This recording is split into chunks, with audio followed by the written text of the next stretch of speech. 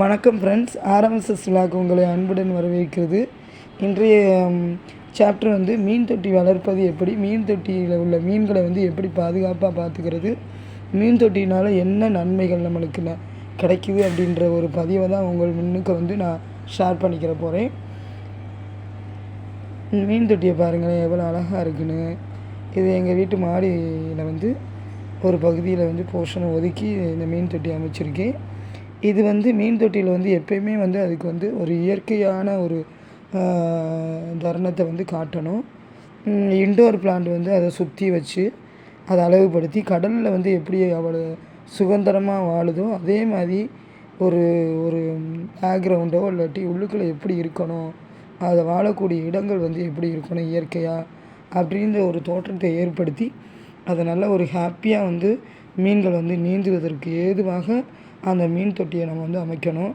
இந்த colour stone, அப்புறம் வந்து ஆர்டிஃபிஷியல் ஃப்ளாரு, அப்புறம் அந்த மீன் தொட்டிக்குள்ளே வந்து செடிகள்லாம் நம்ம வளர்க்கலாம்.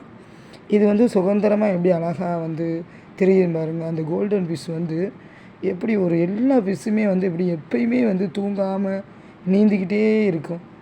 அதை பார்த்தாலே நம்மளுக்கு அவ்வளோ ஒரு மகிழ்ச்சியாக இருக்கும். இந்த சாப்டரில் வந்து இது ஒரு நிமிஷம் கூட ஒரே இடத்துல இருக்காமல் ஓயாமல் நீந்திக்கிட்டே இருக்கும் பார்த்திங்களா. அந்த ஒரு நிகழ்வை நம்ம பார்க்கும்போது அவ்வளவு மகிழ்ச்சி வந்து நம்ம மனதில் வந்து தோன்றும். நமக்கு பிடித்தமானவர்கள் நம்மிடம் இருக்கும்போது எப்படி வந்து சந்தோஷமாக இருப்போமோ அதுபோல தான் ஒரு சில உயிரினங்களை பார்த்தா நமக்கு வந்து இனம் புரியாத ஒரு மகிழ்ச்சி ஏற்படும். இந்த வரிசையில் வந்து மீன்கள் வந்து ஒரு பெஸ்ட்டுன்னு தான் நான் சொல்லுவேன். ஒரு நிமிடம் கூட ஒரே இடத்துல இருக்காமல் ஓயாமல் நீந்திக்கிட்டு இருக்கோம். அதை பார்த்து நம்ம வந்து ஒரு சந்தோஷமான ஒரு தருணத்தை தான் ஏற்படுத்துவோம். மீன்கள் வந்து வீட்டில் வளர்ப்பதனால் நமக்கு வந்து கிடைக்கக்கூடிய சில பயன்களை தான் இந்த பதிவில் வந்து நம்ம பார்க்க போகிறோம். நாம் வீட்டில் வந்து ஆசையாக மீன் தொட்டி வாங்கி மீன்களை வந்து வளர்க்கலாம். ஆனால் மீனை வந்து வளர்ப்பதனால நன்மைகள் என்ன கிடைக்கும் அப்படின்னு நம்ம பார்த்தோம்னா, மீன் தொட்டியில் மீன்கள் நீந்துவதை பார்க்கும் பொழுது ஒரு பொழுதுபோக்குக்காகவோ அல்லது சந்தோஷம் ஏற்படக்கூடிய ஒரு நிகழ்வுக்காண்டியுமே நம்ம வளர்க்கலாம்.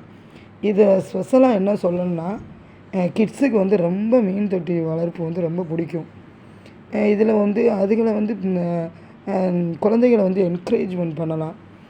மீன் தொட்டியை வந்து ஒரு பொறுப்பாக கொடுத்து அதை சுத்தம் பண்ணுற முதற்கொண்டு அதுக்கு ஃபுட்டு போடுற முதற்கொண்டு ஒரு பொறுப்பை வந்து நம்ம குழந்தைகளுக்கு அளிக்கலாம். அது வந்து பொறுப்பு உணர்ச்சியை வந்து ஏற்படுத்தும். பெரியவங்களும் வளர்க்கலாம்.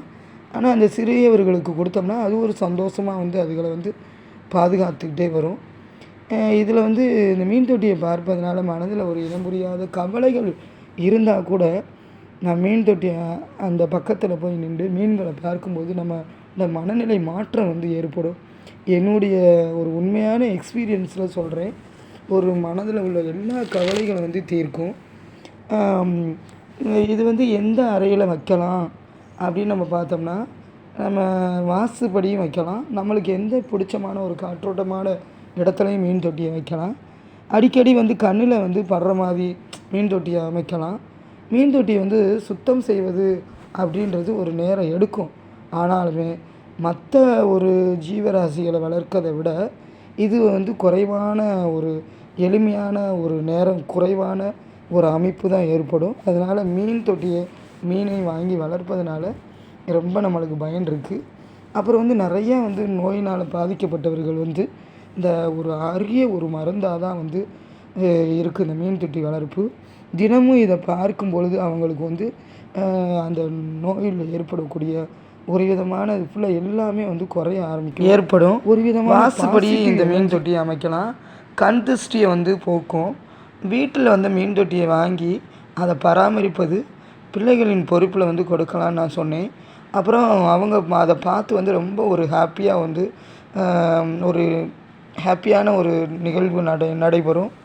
மீன் தொட்டியை வந்து எப்படி வந்து பராமரிப்பது, மீன் தொட்டியை வந்து எப்படி வந்து க்ளீன் பண்ணுறது தான் லாஸ்ட்டாக சொல்லி முடிக்க போகிறேன். இது வந்து மீன் தொட்டியை வந்து 3 வாரங்களுக்கு ஒரு முறை வந்து கண்டிப்பாக வந்து அதை வந்து க்ளீன் பண்ணணும். அதுக்குன்னு தனியாக ஒரு கம்பியோ இல்லாட்டி இது தேங்காய் நாரோ வச்சுக்கிறணும். இது உப்பு ஒரு கை அள்ளி வச்சுக்கிட்டு அந்த மீன் தொட்டிக்குள்ள கரைகளை வந்து நம்ம நல்லா அழுத்தி வந்து தேய்ச்சோம்னா கண்டிப்பாக போயிடும். சோப்பு லிக்விடெல்லாம் வந்து தவிர்க்கணும். தொட்டியை க்ளீன் பண்ணும்போது அந்த உப்பை வச்சு சுத்தம் பண்ணணும்னு சொன்னேன். அதே மாதிரி அதை ஃபாலோ பண்ணால் கண்டிப்பாக வந்து மீன்கள் வந்து நீண்ட காலமாக வாழக்கூடிய ஒரு வாழ்க்கை வந்து ஏற்படும், சாகாது. தொட்டியை வந்து நல்ல வெயிலில் வந்து காய வைக்க வேணும். காய வச்சு வளர்க்கணும். மீன் தொட்டியை பார்த்தாலே இருக்கு டென்ஷன் வந்து கண்டிப்பாக குறையும். இன்டோர் பிளான்ட் வந்து கண்டிப்பாக நீங்கள் வளர்க்கணும். காற்றோட்டமாக இருந்தால் அந்த மீன்களுக்கு வந்து ஆக்சிஜன் அளவு வந்து நல்லா சுத்தமாக கிடைக்கும். அதனால் இந்த மீன் தொட்டியை வந்து நீங்களும் வாங்கி மகிழ்ச்சி அடைங்க, ஒரு பாசிட்டிவ் எனர்ஜியை பெறுங்க, வாழ்க்கையை வந்து சந்தோஷமாக வச்சுக்கோங்க. இந்த பதிவு பிடிச்சிருந்தா லைக் பண்ணுங்கள், ஷேர் பண்ணுங்கள், கமெண்ட் பண்ணுங்கள், சப்ஸ்கிரைப் பண்ணுங்கள். தேங்க்யூ.